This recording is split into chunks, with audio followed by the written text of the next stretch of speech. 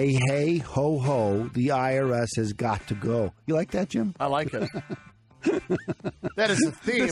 This is the IRS Radio Hour on AM 560, The Answer. I'm here with the gang, Deborah and Jim, and we're here to talk about IRS stuff. That is right, ladies and gentlemen.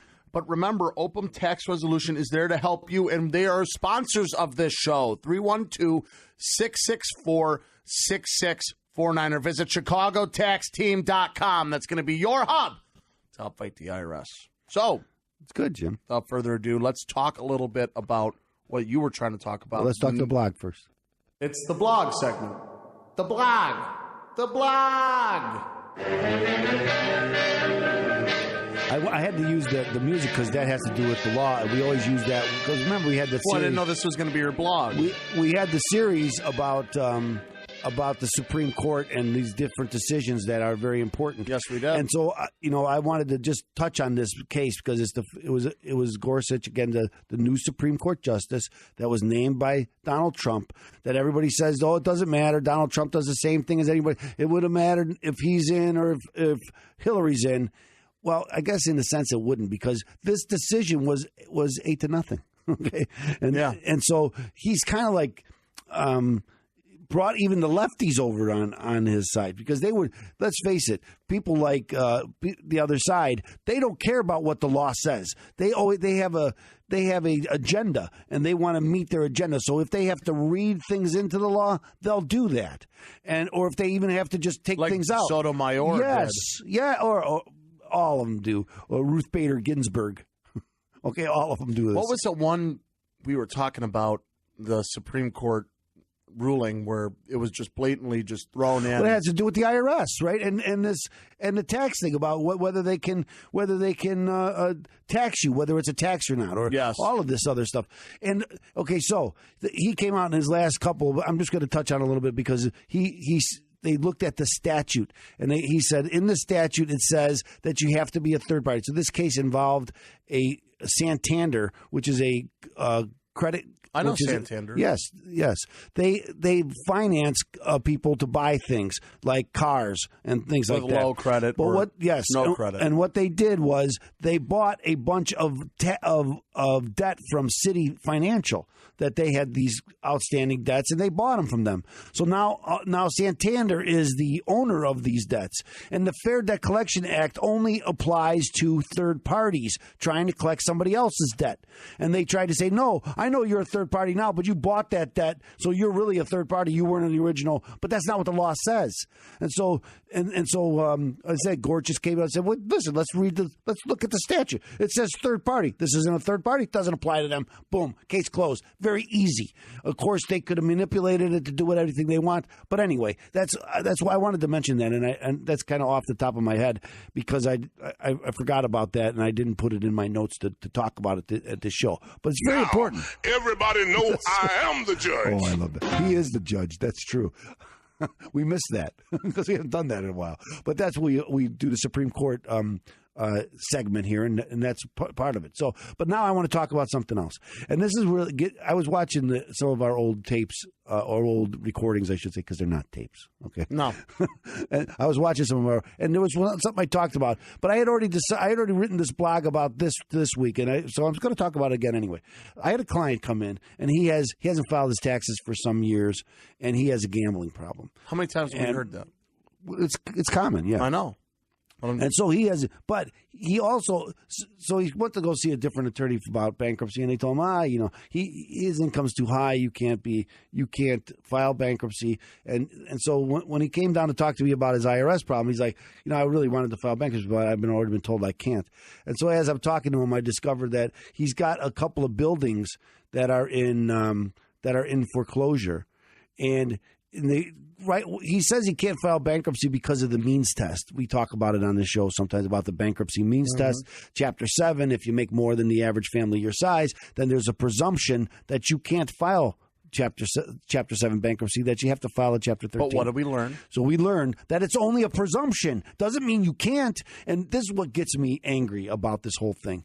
It's that these lawyers who are just lazy and don't want to ask the questions to get to the answer, the right answer. How much money do you make? Oh, I make this much. Okay, you can't file. Well, that's just not an analysis of the problem and using the law the way it's written.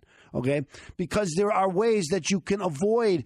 First, you can overcome the presumption of abuse if you have to do the means test. But more importantly, there's ways to avoid the means test altogether. And these lawyers that he talked to never asked him these questions.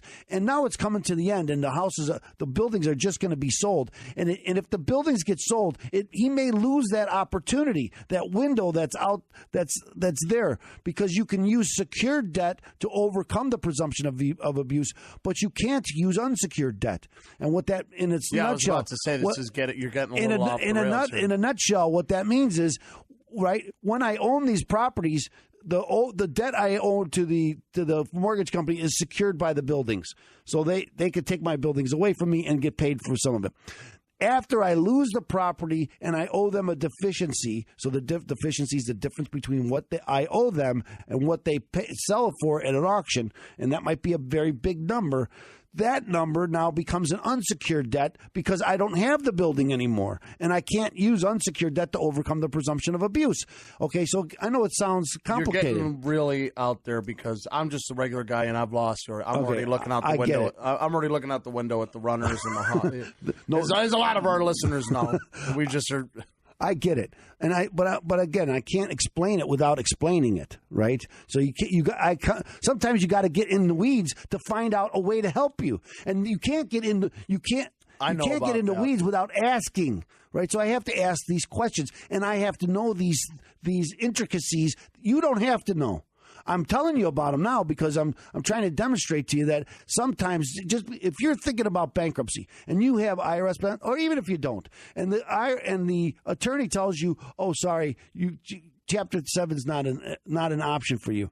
I'm not telling you that it is, but I'm telling you that at least look into it. Have an investigation done because it could save you thousands and thousands of dollars. Don't you offer investigations at your own We office? We do investigations. But again, that's more than that. This is a family show, More than that. Sit down and talk to somebody and have them ask you questions. I often tell people, I can't, because they ask me, well, how are you going to solve my problem? They come in to talk to me and they sit down, well, how are you going to solve my problem? And I got to tell them, I don't know how I'm going to solve your problem. Anybody who can tell you that they know how to solve your problem without first knowing what the problem is, they got to be lying to you.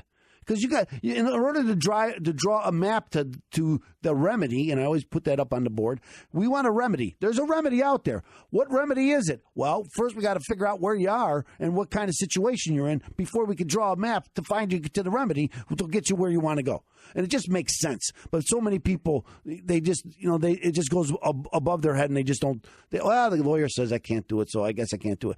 And that's what gets me angry. Not at the people who lose the opportunity, at the lawyers who make them lose the opportunity because they don't ask them the questions because they don't want to spend their time answering questions that might go nowhere. And sometimes maybe it goes nowhere. Maybe they're right in their initial discussion, but they're just guessing because they don't know. So if this guy would have talked to them and said, you own some investment properties. Oh, those investment properties are in foreclosure.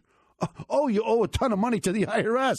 All of these things can either overcome the presumption of abuse or make it that you don't need the presumption of abuse because your debts are not primarily consumer debts.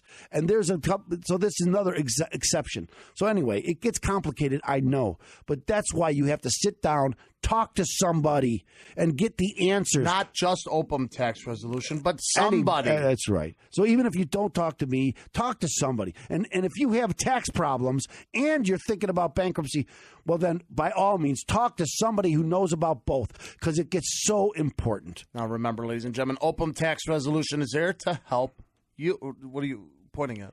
There's no say something. I was going to do the IRS radio hour rap.